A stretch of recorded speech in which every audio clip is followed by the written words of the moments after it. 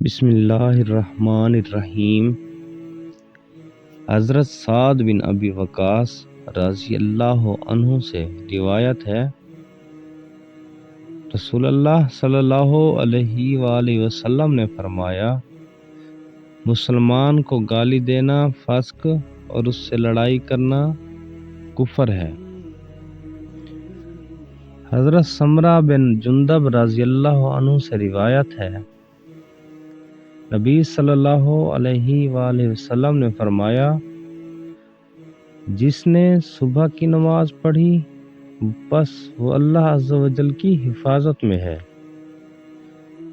حضرت ابو ہریرہ رضی اللہ عنہ سے روایت ہے، رسول اللہ صلی اللہ علیہ وآلہ وسلم نے فرمایا، جو شخص اللہ پر اور قیامت کے دن پر ایمان رکھتا ہے اسے چاہیے کہ اچھی بات کہے یا خاموش رہے۔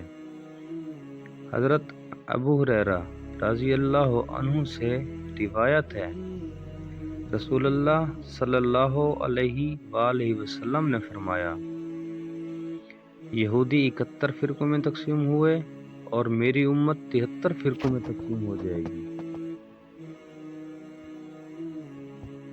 حضرت عبداللہ بن عمرو رضی اللہ عنہما سے روایت ہے، رسول اللہ صلی اللہ علیہ وآلہ وسلم نے فرمایا، میری امت میں زمین میں دھنسنے، صورتیں بگڑنے اور پتھر برسنے کے واقعات ہوں گے۔